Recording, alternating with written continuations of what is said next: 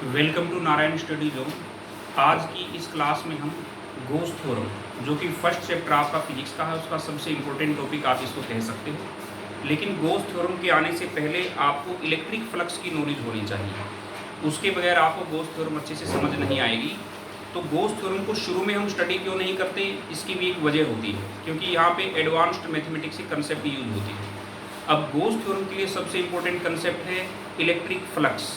सबसे पहले electric flux का आपको पता होना चाहिए। इलेक्ट्रिक फ्लक्स क्या होता है उसको मैं थोड़ा सा आपको पहले उसका बेसिक्स एक्सप्लेन कर देता हूँ, तो उसके बाद गोस थ्योरम आपको बेहद आसान लगेगी। इलेक्ट्रिक फ्लक्स क्या होता है, अगर हम सिंपलिस्टिक लैंग्वेज में बात करें, number of electric lines crossing the area placed before it, या आप ये कह सकते हैं जब कहीं पे इलेक्ट्रिक फील्ड हो, उसके सामने कोई सरफेस एरिया हो, तो उससे कितनी इलेक्ट्रिक लाइन्स क्रॉस हो रही है, उसको हम फ्लक्स से, इलेक्ट्रिक फ्लक्स से रिप्रेजेंट करते हैं। जैसे मैं कि यहाँ पे डायग्राम बनाता हूँ कि आप कोई प्लस क्यू चार्ज ले लीजिए। सपोज करो हमने प्लस क्यू चार्ज लिया, इससे इलेक्ट्रिक लाइन्स बाहर निकलती हैं ऐसे। ये इलेक्ट्रिक लाइन्स हम इसको शो कर रहे हैं बाहर की तरफ। इधर भी आप देखो, ये 3D में आप इसको शो कर सकते हैं। ये इलेक्ट्रिक लाइन्स आपकी बाहर जा रही हैं ऐसे। आप और भी ज़्यादा यहाँ पे रिप्रेजेंट कर सकते हैं, तो इलेक्ट्रिक लाइन्स को आप ऐसे रिप्रेजेंट कर सकते हैं, तो इससे बाहर निकल रही हैं। ये 3D में निकल रही हैं, आपको ध्यान रखना है, ठीक है। ये 3D में निकल रही है। अगर मैं यहाँ पे देखो एक सरफेस एरिया तो देखो यहाँ पे ले लेता हूँ, और इतने ही सरफेस एरिया देखो यहाँ पे ले लेता हूँ सेम। ये यहाँ पे ए साइज है, ये भी ए ही साइज है। तो आपने यहाँ पे देखा, यहाँ पर नंबर ऑफ इलेक्ट्रिक लाइन्स ज़्यादा क्रॉस कर रही है, और उतने ही एरिया में से यहाँ पे number of electric lines come cross कर रही है। तो इसका मतलब है इलेक्ट्रिक फ्लक्स यहाँ पे ज़्यादा है और यहाँ पे इलेक्ट्रिक फ्लक्स कम है। ये आपको नोट करना है। तो इलेक्ट्रिक फ्लक्स का मतलब क्या होता है, number of electric lines, number of electric lines crossing the area, number of electric lines crossing the area before it, आप ये कह सकते हो उसके सामने जो होता है, तो उसी को आप क्या बोलते हैं, ओवरऑल शॉर्ट में आप कह सकते हैं इलेक्ट्रिक फ्लक्स। उसको हम बोलते हैं इलेक्ट्रिक फ्लक्स।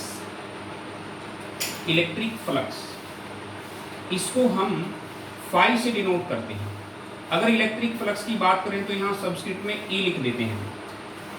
तो मैथमेटिकली हम इसको कैसे रिप्रेजेंट करें, देखो उससे पहले मैं थोड़ा सा एक बार फिर से आपको रिपीट कर देता हूँ।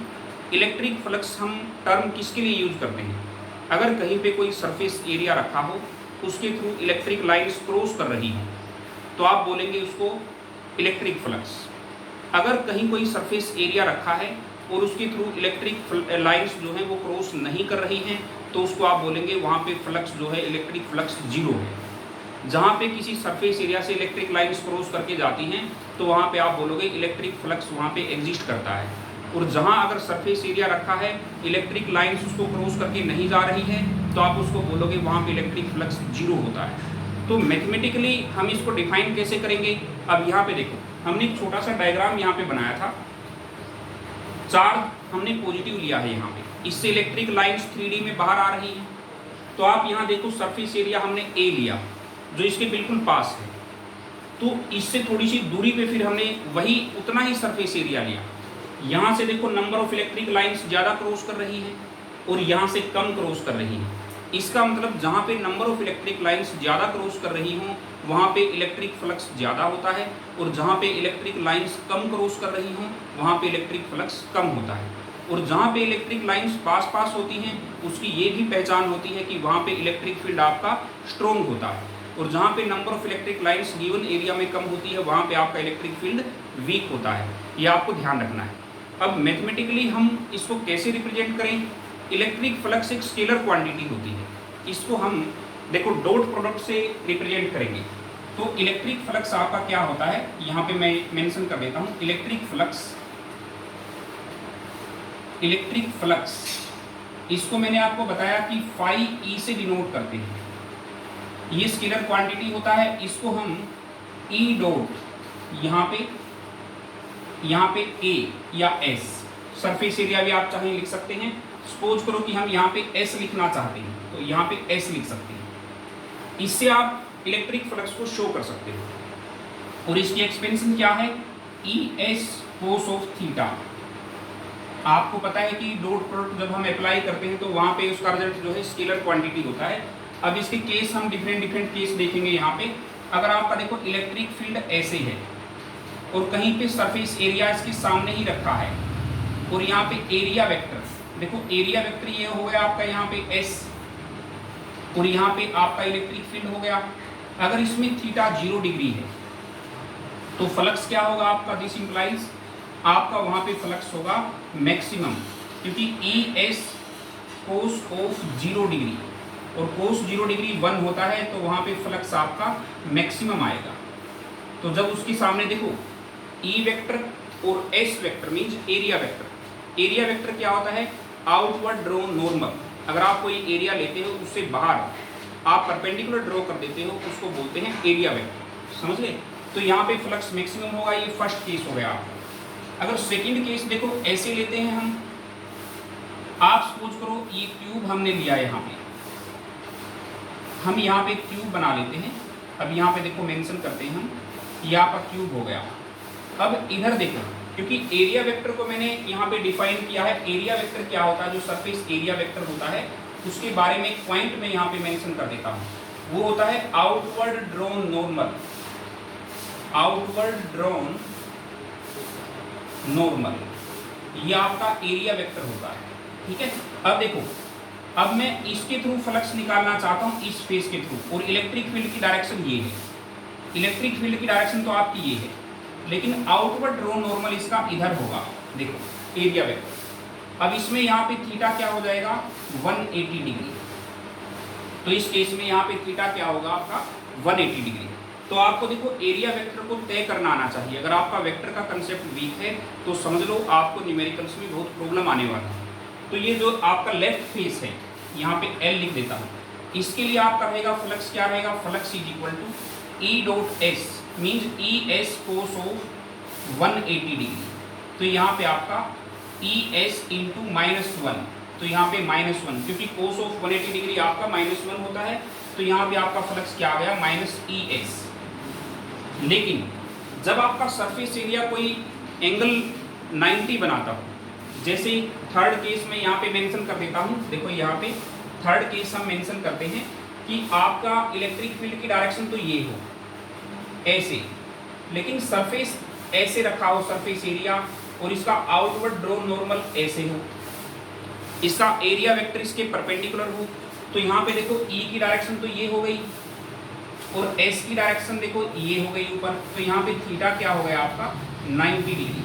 तो इस केस में आपका फ्लक्स क्या होगा, electric flux phi E is equal to E dot S. आपको पता है इसको ऐसे रिप्रेजेंट करते हैं, तो ये क्या होगा ई एस कोस ऑफ 90 डिग्री। तो ये आपका हो गया ई एस इंटू 0, तो ये आपका रिजल्ट आ गया 0।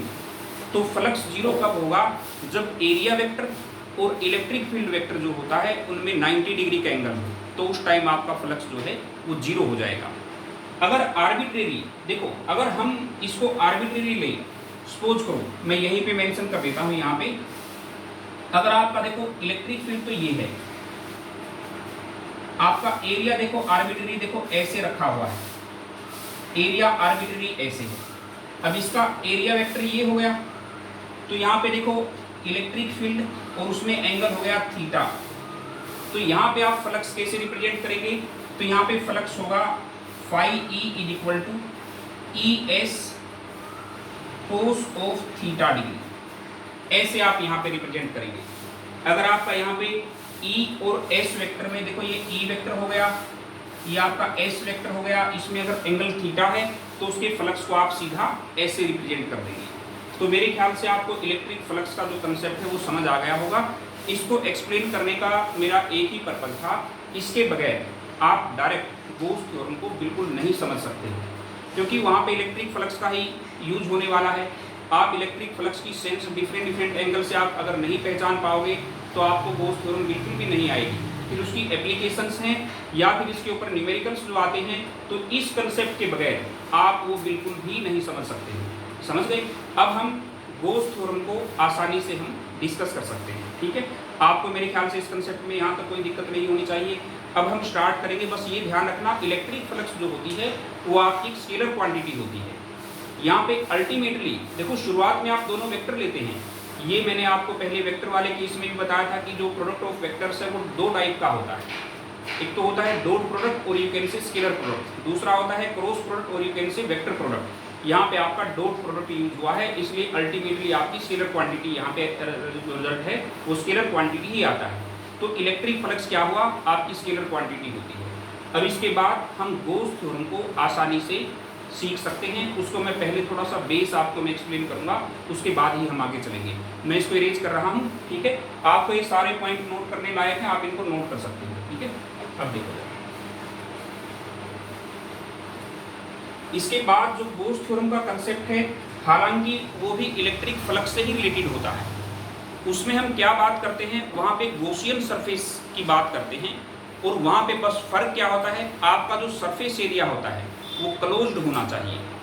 देखो, है तो वही इलेक्ट्रिक फ्लक्स ही निकालना है आपको वहाँ भी, लेकिन डिफरेंस क्या आ गया, सरफेस एरिया क्लोज्ड हो, उसके अंदर कोई चार्ज हो, तो इलेक्ट्रिक फ्लक्स की वैल्यू क्या आती है, this is Gauss theorem. Simply देखो, गॉस थ्योरम क्या होती है सिंपलिस्टिक लैंग्वेज में, अगर आप किसी क्लोज्ड सरफेस के ऊपर, क्लोज्ड सरफेस के अंदर अगर आप कोई चार्ज रख देते हो तो डेफिनेटली उस चार्ज से इलेक्ट्रिक लाइंस निकलेंगी और वो सरफेस एरिया को क्रॉस कर जाएंगी।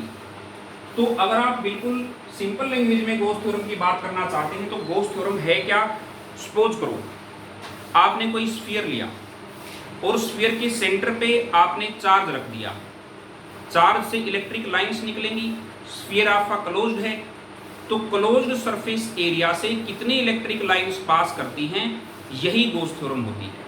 तो उसकी वैल्यू हम निकालेंगे, क्लोज्ड सरफेस एरिया से कितनी इलेक्ट्रिक लाइंस पास करती हैं, मतलब क्लोज्ड सरफेस एरिया के थ्रू आपको इलेक्ट्रिक फ्लक्स निकालना है, this is Gauss theorem.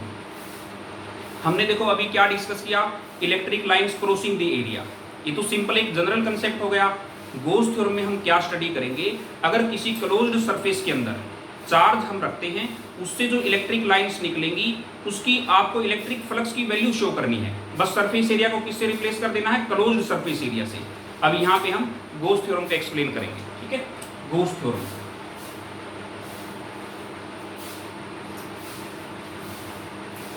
Gauss theorem आपका जो कंसेप्ट है ये बेहद इंपॉर्टेंट है, इसको आप ध्यान से देखो। अब यहाँ पे इलेक्ट्रिक फ्लक्स का कंसेप्ट यूज हुआ है, वो मैं आपको बताना चाहता हूँ, वही दोबारा रिपीट होगा। टोटल इलेक्ट्रिक फ्लक्स,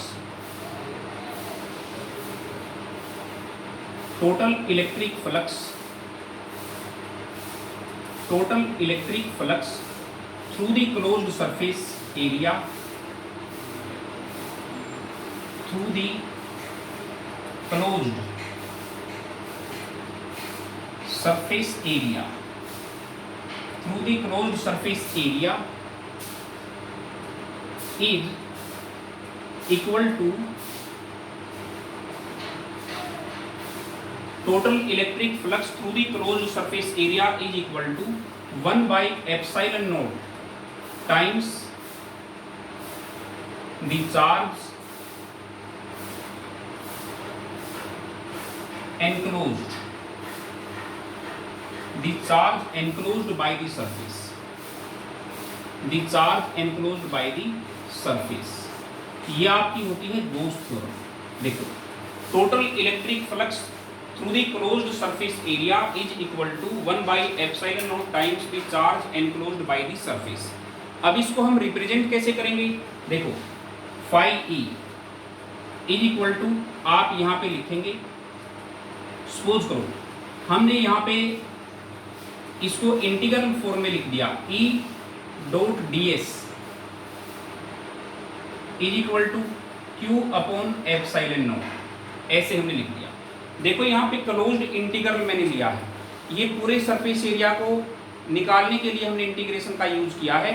पहले हम स्मॉल सरफेस एरिया के ऊपर फ्लक्स निकालेंगे, फिर इसको over the all surface area हम वहाँ पे इंटीग्रेट कर देंगे।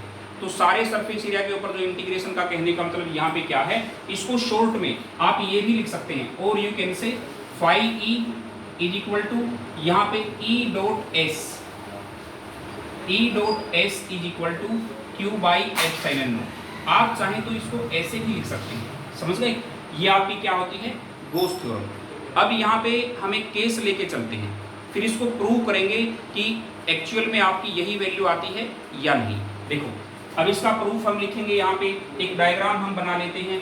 सपोज करो यहाँ पे +Q चार्ज रखा हुआ है आपका, और इसके सराउंडिंग में एक सपोज करो स्फेरिकल सरफेस हम लेंगे, ठीक है? इसको प्रोकर थोड़ा हम यहाँ पे मेंशन करेंगे। इसके सराउंड में एक स्फीयर बना लो आप, सपोज करो आपका स्फीयर बन गया है ये, और यहाँ पे आपने सेंटर पे एक चार्ज रखा हुआ है, ठीक है? और इसके अंदर से क्या है, यहाँ पे एक स्मॉल स्फीयर, एक स्मॉल सरफेस एरिया ले लो। इसकी रेडियस क्या है आपकी, इसकी रेडियस है स्मॉल r। जो चार्ज है ये स्फीयर के अंदर रखा है, देखो ये क्या है, स्फीयर, ये आपका स्फीयर को रिप्रेजेंट कर रहा है। ये स्फेरिकल सरफेस है और क्लोज्ड है। क्लोज्ड सरफेस आपको गॉस थ्योरम में जरूर लेना पड़ेगा, क्योंकि इसकी प्रीरिक्विजिट कंडीशन होती है। अब यहाँ पे सपोज करो स्मॉल सरफेस एरिया आपने लिया, उसका एरिया वेक्टर क्या हो गया, यहाँ पे ds उसका एरिया वेक्टर हो गया। और यहाँ से जो इलेक्ट्रिक लाइंस निकल रही हैं, जैसे ऐसे ये इलेक्ट्रिक लाइंस निकल रही हैं, ये जो आपकी इलेक्ट्रिक लाइंस निकल रही है, यहाँ पे E आपका ये आप रिप्रेजेंट करोगे, तो यहाँ पे थीटा क्या हो गया, थीटा यहाँ पे 0 डिग्री हो गया। E और ds के बीच में यहाँ पे थीटा कितना है, 0 डिग्री। अब देखो ये यहाँ से भी निकल रही है, यहाँ से भी, हर एंगल से, लेकिन हमने इस छोटे पार्ट को पहले कंसिडर किया है, क्योंकि पहले हम स्मॉल सरफेस एरिया के ऊपर निकालेंगे। स्मॉल सरफेस एरिया के ऊपर निकालेंगे, फिर उसको कंप्लीट के ऊपर निकालने के लिए इंटीग्रेट कर देंगे। इंटीग्रेशन का प्रॉपर यूज मैं आपको यहाँ पे बता रहा हूँ। पहले हम इलेक्ट्रिक फ्लक्स को स्मॉल सरफेस एरिया पे निकालेंगे। स्मॉल सरफेस एरिया पे निकालेंगे, देखो इलेक्ट्रिक फ्लक्स ओवर, देखो electric flux over small surface area, small area element, small area element वो क्या है आपका, ds। तो इसको वेक्टर से भी आप शो करेंगे, तो इसका मतलब फ्लक्स भी आपकी स्मॉल ही आएगी। तो यहाँ पे d फाई लिखेंगे हम, d phi is equal to, यहाँ पे E डॉट ds लिखेंगे आप, यहाँ E डॉट ds, क्योंकि आप स्मॉल सरफेस एरिया पे निकालना चाहते हैं। तो थीटा यहाँ पे क्या है आपका, theta is equal to 0 degree. This implies d phi आपका क्या बन गया यहाँ पे, E ds cos of 0 degree, और कोस 0 डिग्री क्या होता है, 1। तो यहाँ पे d फाई क्या बन गया आपका, E ds। अब देखो E ds ये तो आपकी फ्लक्स आई है स्मॉल सरफेस एरिया के ऊपर, flux over total surface area. अब flux over total surface area, total surface area, तो इसको आप इंटीग्रेट कर दो, इंटीग्रेट कर देंगे d फाई को, और इसको भी integration over the closed surface. ये क्लोज्ड सरफेस के लिए सिंबल होता है E ds, ऐसे आप लिखेंगे। अब यहाँ पे देखो, इसको मैं थोड़ा उधर मेंशन कर रहा हूँ, ध्यान से देखो जरा। यहाँ पे आपका कंसेप्ट हो जाएगा, ये d फाई तो बन गया है, इंटीग्रेशन के बाद फाई इज इक्वल टू, अब E आप बाहर निकाल लो। क्लोज्ड इंटीग्रेशन किसका लेना है, over the surface area ds। और आप ये जानते हो इस स्फीयर की रेडियस हमने r ली है, स्मॉल r, और स्फीयर का सरफेस एरिया क्या होता है, 4 पाई r स्क्वायर। तो यहाँ पे हम देखो E इंटू इंटीग्रेशन करने के बाद क्या आ जाएगा, 4 पाई r स्क्वायर, क्योंकि आपको पता ही है, आप वैसे भी गॉसियन सरफेस ऐसा सेलेक्ट करते हैं जिसका एरिया आपको नोन हो। गॉस थ्योरम जिसके ऊपर अप्लाई की जा सके उसी सरफेस एरिया को गॉसियन सरफेस बोलते हैं। जिसके ऊपर गॉस थ्योरम को आप आसानी से अप्लाई कर सकते हो उसको कैसा सरफेस बोलते हैं, गॉसियन सरफेस। तो यहाँ पे देखो E का फॉर्मूला क्या होगा, आप सभी जानते हो, Q upon 4 pi epsilon not into r square. देखो ये E का फॉर्मूला होता है आपका, और यहाँ पे इंटू में ऊपर क्या है, 4 पाई r स्क्वायर। तो आपका देखो फाई यहाँ पे क्या बन गया, 4 पाई से 4 पाई कैंसिल कर दो, r स्क्वायर से r स्क्वायर कैंसिल कर दो। This implies phi is equal to Q by epsilon naught. यही रिजल्ट आपको चाहिए। This is the proof of Gauss theorem. तो दोबारा से ध्यान से सुनो, जैसे ही आप किसी चार्ज को किसी क्लोज्ड सरफेस के अंदर रखोगे तो उसकी फ्लक्स क्या आएगी, Q अपॉन एप्सिलॉन नॉट। वो कोई भी चार्ज हो, जैसे आपने कोई चार्ज किसी क्लोज्ड सरफेस के अंदर रखा तो उसकी फ्लक्स की वैल्यू क्या आएगी, Q अपॉन एप्सिलॉन नॉट। मतलब जितना चार्ज अंदर रखा है उसको या तो 1/एप्सिलॉन नॉट से मल्टीप्लाई कर दो या फिर एप्सिलॉन नॉट से डिवाइड कर दो, बात एक ही रहेगी। देखो जितना चार्ज अंदर रखा है, चार्ज अपॉन एप्सिलॉन नॉट, वो किसको रिप्रेजेंट करेगा, उसके थ्रू कितनी फ्लक्स, कितनी इलेक्ट्रिक लाइंस क्रॉस कर रही है। This is goes theorem. तो मेरे ख्याल से आपको समझ आ जाना चाहिए। इसका प्रूफ भी मैंने साथ साथ इसको मेंशन कर दिया है, ये आपको मेरे ख्याल से आसान लगेगा। ठीक है, तो इस क्लास में हम इतना ही करेंगे फिलहाल, तो नेक्स्ट लेक्चर फिर हम इसके बाद अपलोड